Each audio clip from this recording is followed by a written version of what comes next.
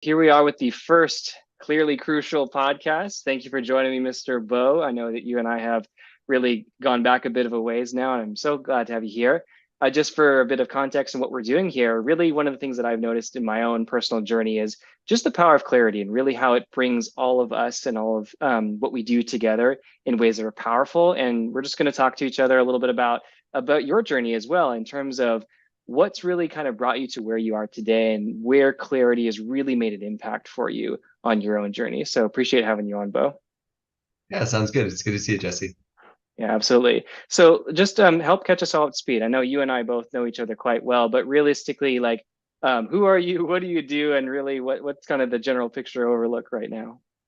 Sure. So, in my former life, prior to discovering online entrepreneurship, I actually used to be an English teacher. I used to teach English to small children in China, and I did Wow. that for 5 years at the beginning of my career. So that was cool. It got me the taste of wanting to explore the world, which is what sort of opened me up to online entrepreneurship. That was where I discovered online sales and high ticket sales.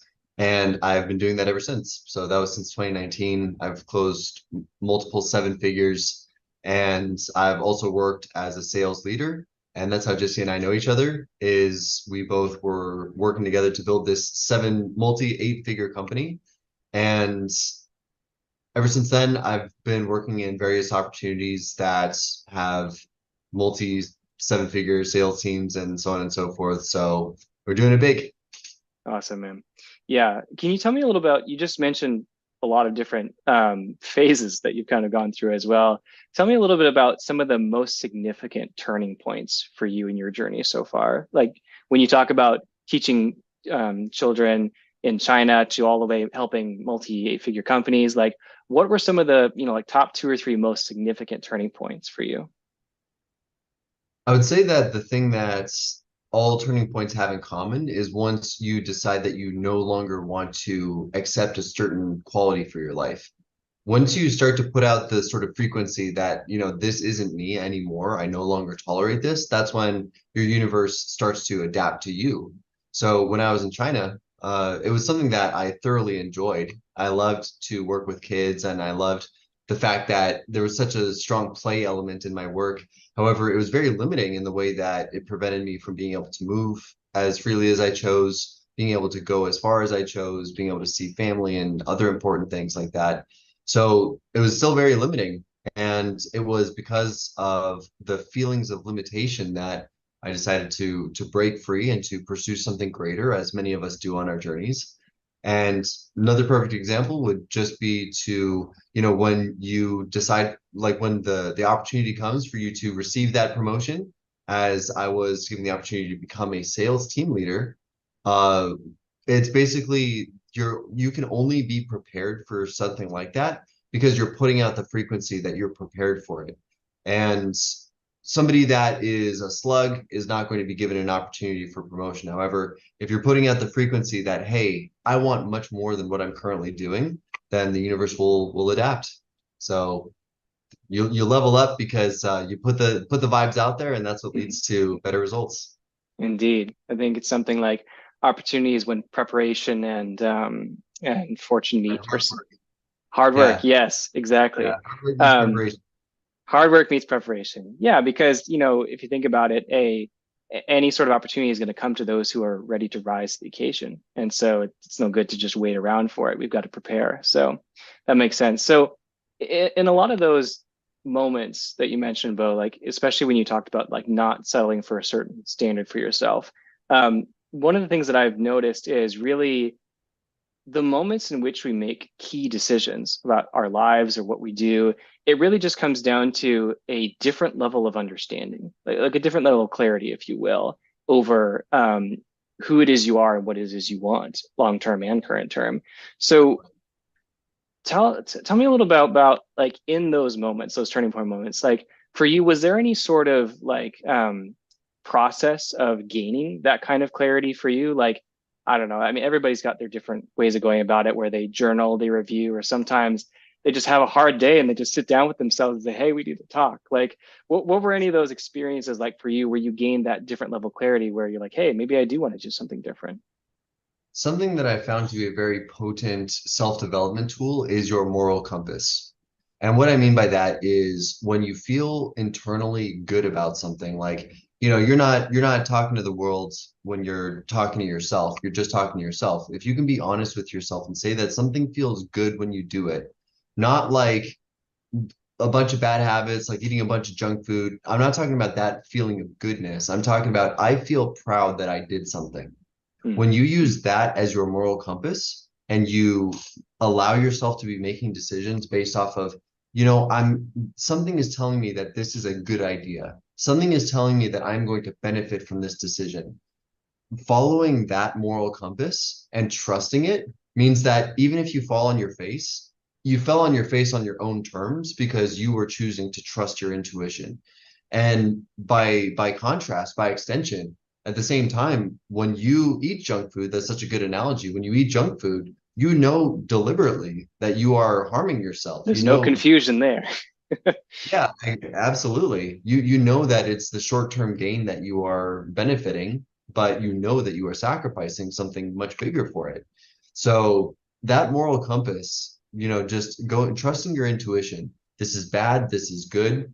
The more that you trust that, something I've learned is that not everybody is destined to be a millionaire, and that's okay because as long as you are being pulled towards what makes sense to you, then you're going to be all right. You're going to be proud of your actions and you're going to resonate with the environment and the people that are meant for you.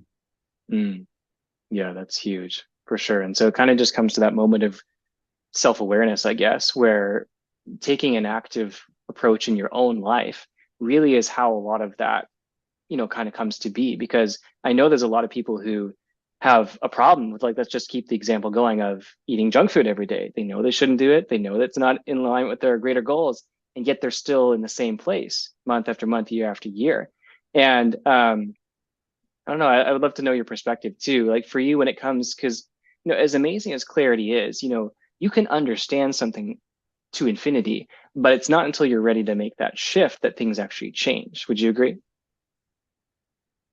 Yeah, it's when you decide that the pain of sitting on the thumbtack is enough to actually get off of it.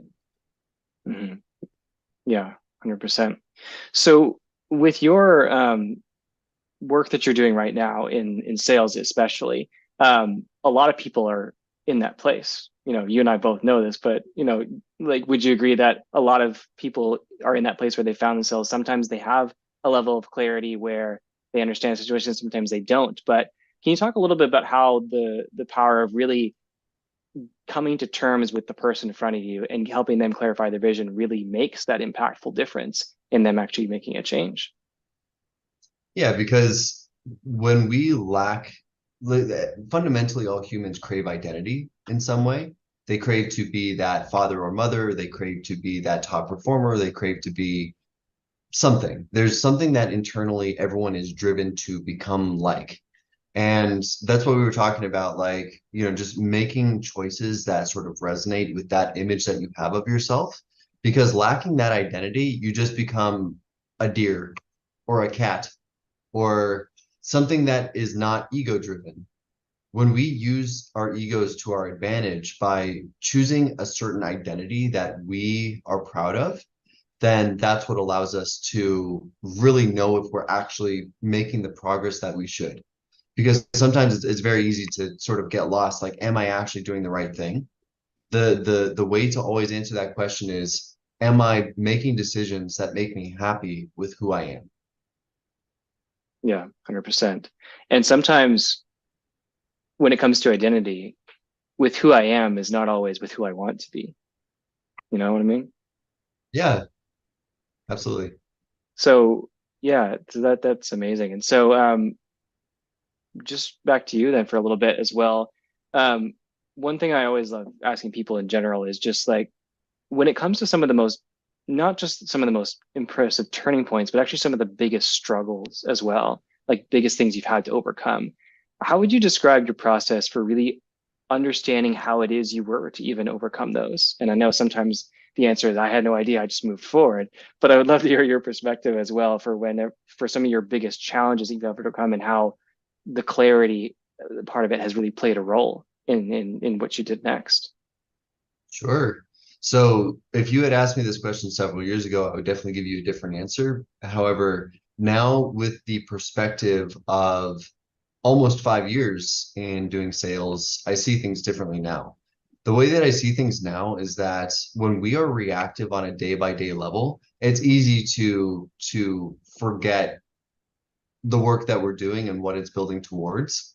However, when we look at the macro level, when we zoom out, not just this month and next month, but 3 to 5 years from now, and we look at what has actually changed in 3 to 5 years, and we break that down to the atomic level, just our daily habits, then we can see the directions that we're really traveling in based on the habits that we have. So during those low moments, which happen to everybody, during low moments when we question ourselves and when that doubt sets in, during those moments, it's important to remember that as long as we continue to make actions that align with who we want to be, then every everywhere in existence there are peaks and valleys, right? Like sound waves, there are peaks and valleys, revenues, there are peaks and valleys.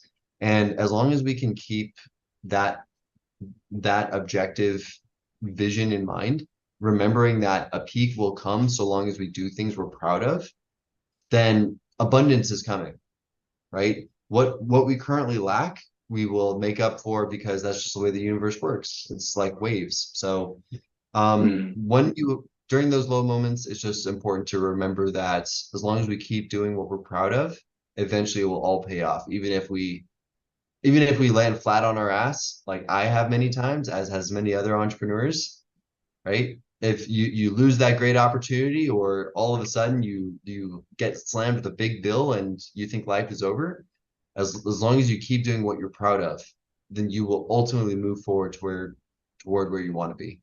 yeah, for sure. And for you, like, how does knowing that there's going to be ups and downs, knowing that life is not a line but a roller coaster, how does that help you really move through those ups and downs? By remembering that during those moments when doubt sets in and negativity sets in, I remind myself that that is not who I have chosen to be. I have not chosen to be a negative person. I have chosen to be a positive person who is worthy of my goals and my visions. So if I'm in a low moment, the low moment does not define me. The circumstances and the low numbers and the low results do not define me. What defines me is my opinion of myself, because that's what I outwardly project. So as long as I believe in what I want and it's important to me, then a low moment doesn't define me. It's just a speed bump, Mm, right? Just walking down a forest road and then you trip on a rock. Pick yourself up again and just keep going forward. for sure. Yeah, understanding that the path in front of you is not always going to be rocks or always going to be flat. There's going to be some variation in there as well. So just to take it as it comes. Cool. I mean, well, we talked about a lot of like different tough things that you worked through as well. I'm curious when it comes to, the other side of things, how would you say like having a deeper understanding of your own self in terms of the clarity for your goals as well? Like how has that impacted your level of success and your journey at the same time? So what is really interesting, what I've found to be very interesting about the cliched advice about dream boards, and the reason that I call it cliched is because I feel that for the vast majority of people that use it, it doesn't work. I feel it doesn't have the impact that it's described to have. And what I have found for myself in the way that my own visions and dreams have evolved over time is that what matters is not it, everyone's interactions with the visions and the way that they visualize, everyone's experience is going to be different. Just like everyone's dreams are different, everyone's meditations are different. It's going to be different human experience for every person. However, as long as you simply have a target, then you have something to aim towards. And that's what I have found is to be far more important than to have crystal clarity on where you're going, is to have something to aim towards that matters to you. Like just as an example, one of our former colleagues on a previous team that we used to work together with, she showed me her vision board, and I asked her like, why do you have that house on there? And it was a beautiful house, nice yard, probably like 5 bedrooms or something like that. Beautiful house, but I asked her like, what is her connection to that? And she couldn't answer. It just Mm, looked like a good house. So if you have no emotional connection whatsoever, then you're not going to put in the work necessary to strive to achieve anything close to that. But as long as you know, hey, I want to have not necessarily that house, but just like a really nice house that I can put my parents in because they are still busting their butts, working full-time jobs, and they're 80 years old. I want to give them a house. So that's why that matters to mm, me. Then as long as you have a target that you are driving towards, that house, maybe originally it was in Miami, but now it's in, St. Petersburg, right? It just the target can shift, but actually really what it is it's just becoming more clear. You thought that it was in Miami, but it's actually in St. Petersburg. And that's just because you turned the lens a little bit and it became more clear. 100%. Yeah, it's really just knowing what is it about that that's actually important as well. Like, is it the 5 bedrooms or is it the place for your parents to go? Like, that's a great example of how the understanding and clarity can work too. Yeah, because we've both had a lot of similar training, and I have my own vision board as well, and I can say without fail that really understanding to the level of which the target means something is its own level of clarity. Because the perfect example with the house is like, you know, what is it about this house that really matters? Like, is it the way it looks as the car on the outside, or is it, if I even taking it at face value? Because I think a lot of people do this with different things where they say they want something and they'll be like, yep, this is it. And if you just take 2 seconds and be like, okay, well, like you said, what about that? Oh, I don't know, just like that. Well, really, what it does is it undermines the drive, the inhibition, because like you're not connected with it, and that's really where the power comes from. And I think there's the whole point of these ideas anyway, is that you develop that connection to what your goal is, whether it's a daily checklist or a long-term vision. Like if you have workout on your checklist every day, it's not going to mean much versus 3 sets of 15 push-ups, 2 sets of 20 squats or something like that.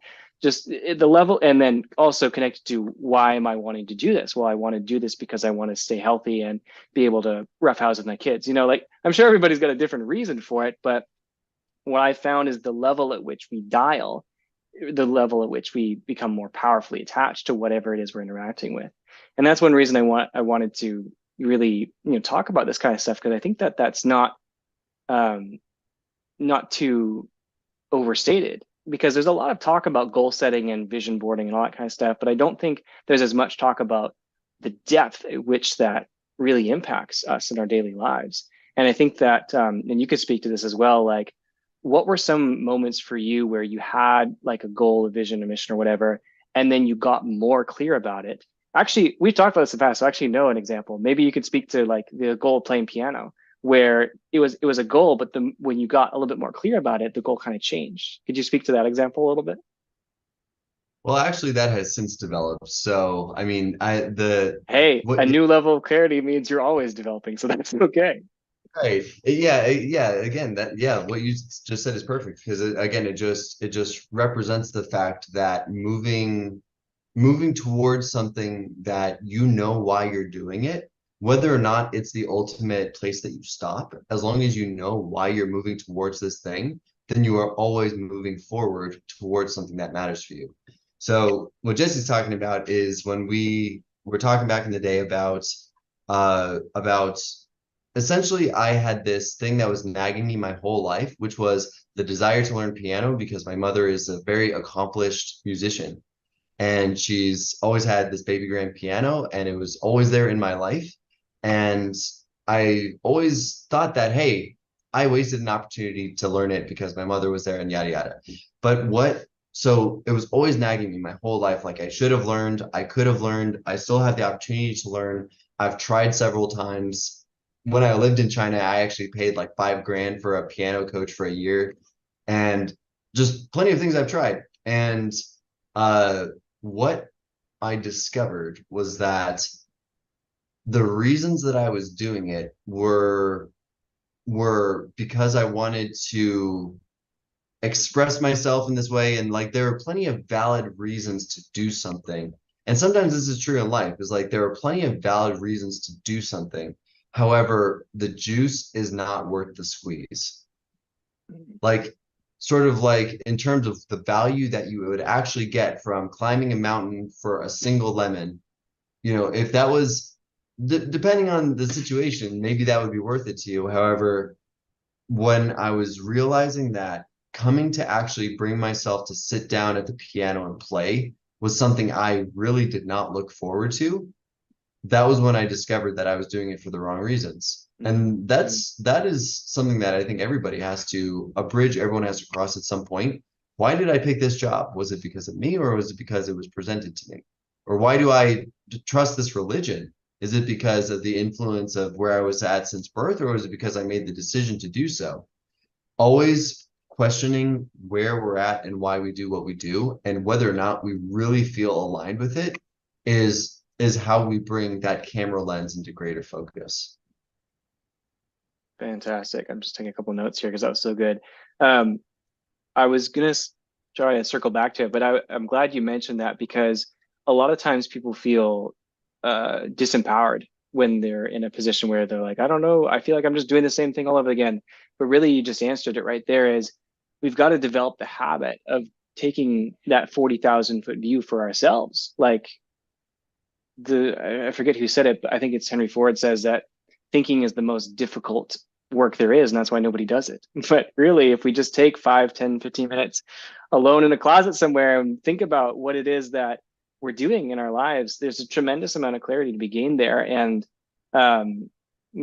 just in the example of that, like how much more pain and suffering would there be in trying to get yourself to overcome the challenges of not wanting to do something just to do it when really like, hey, maybe this isn't exactly what I want. And maybe it is. Maybe there's more to be explored here than what I'm just currently processing at the moment. And so that Mm. can, yeah, I think that that can really move things along. Uh, Um, uh, a yeah, go on. comment that I would want to make to like, the people out there that say, I'm not good at anything, or I don't know what I want out of life. The thing that I would say to those kind of people is I would say that there is at least one thing that you can name that it makes you feel good internally when you do it. If that's spending time with kids, if that's t making people smile, if that's doing card tricks, there's at least one thing that makes you feel really good when you do it. And good not just in a dopamine sense, but good Yeah, internally. I feel good that I did this thing. I feel proud of the results of this thing that I did. And that is the foundation of all future clarity. yeah, 100%. I agree. Well, I think that's a good place to really put a bow on it as well, because a lot of what we're talking about with clarity really has to do with identity and the pursuit of that identity, because everyone has an identity. Whether they pursue it or not, or pursue a greater version of themselves or not, is a different question. But I know that a lot of us out here are here because we ascribe to that kind of philosophy. So I hope that's helpful as well in terms of different things we can do. It's reminding me as well that really just taking the time, even if it's simple, just to really reflect is where a lot of that clarity begins. Because I'm a big believer in that we already have a lot of the answers inside of us. It's just a matter of really understanding and seeing that perspective, because a lot of what I do with clients is really just helping get clear, right? It's like we don't know why this metric is failing, or we don't know who's supposed to be doing this what. Okay, well, what if we just like dial the lens a little bit? What if we understand exactly who's supposed to be doing what, and what are the real metrics that we're supposed to be tracking, not just what we currently are? Oh, well, then all of a sudden we see where the problems arise, right? So it's a tremendous amount of it's one of the funniest things where it's like some of the simplest work can be the most fruitful. It's not always the complicated stuff that really moves things along. Well, appreciate you coming out, Bo, and spending some time with me here. I know we got into a little bit more of the personal side than I even meant to, but really just appreciate you being here as well. And just for anybody watching as well, in your network or in mine, why don't you just tell us a little bit about, again, just a little recap of who you are, where you are today, and if people want to connect with you to have more conversations about this, maybe in a sales perspective, where would you direct them? Sure. So, hey everybody, my name is Bo. I'm a former colleague of Jesse's and a seven-figure sales closer. So, I'm a good friend of Jesse's. Reach out if I can help. Awesome. Should they check you out on Facebook, LinkedIn? What's your preferred method of communication? Sure. Bisets on Facebook.com. Check it Okay. out. Sounds good, man. Sounds good. All right. Well, again, appreciate it. I'll see you around, but for everybody else as well, just really, when it comes down to it, there's a level of clarity that really is waiting as well. And at the end of the day, it's up to us whether we really step into that or not. So as always, just carry on, and the more that we can get focused and clear, the more power there is really to be unlocked. And that is all for now. We'll see everybody again next time. Take care.